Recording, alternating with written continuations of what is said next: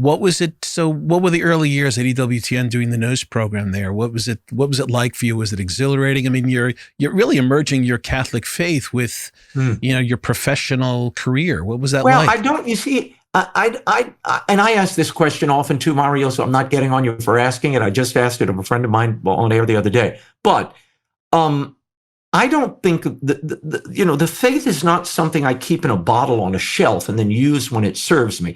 No, your faith is just who you are. It's like blood. It's like breath. It's like life. So inevitably, if you believe something, it's going to have an effect and shape what you do. I push away and have always for 27 years at EWTN, 28 years. I've always rejected the idea of, and I never go by Catholic journalist. I'm not a Catholic journalist. I'm a journalist who's Catholic. Right on. Because that thing has very loaded connotations for me anyway.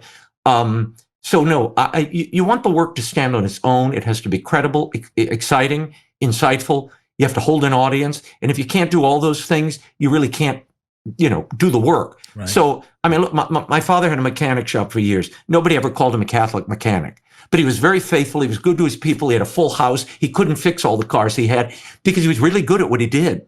So I would rather somebody be great at what you're at, do it well, do it with integrity and a moral sense, and serve the common good. That's being, a Catholic whatever. Mm-hmm. But that moniker oftentimes is used to condone mediocrity. That I don't like. Right. That I hate, actually.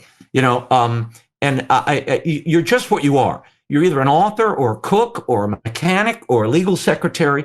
But to put the Catholic in front of it, don't bring the church into your success or your mediocrity. It's either there or it isn't. What you do is what you do.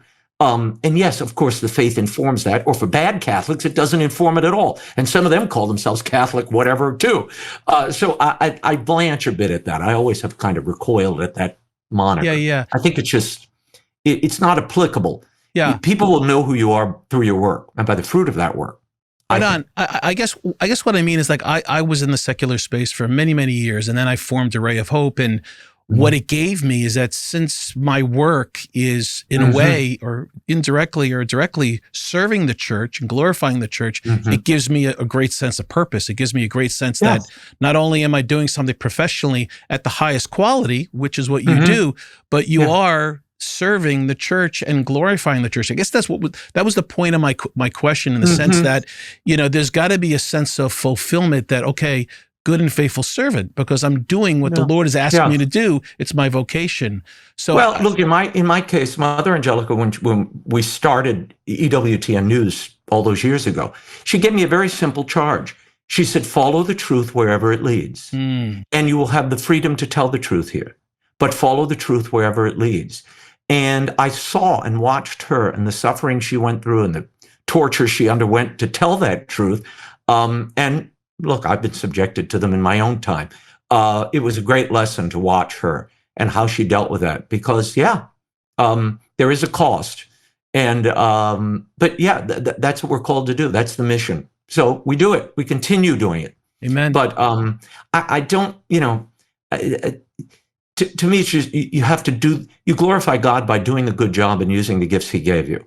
Advertising and branding it that way is not, to me, all that important.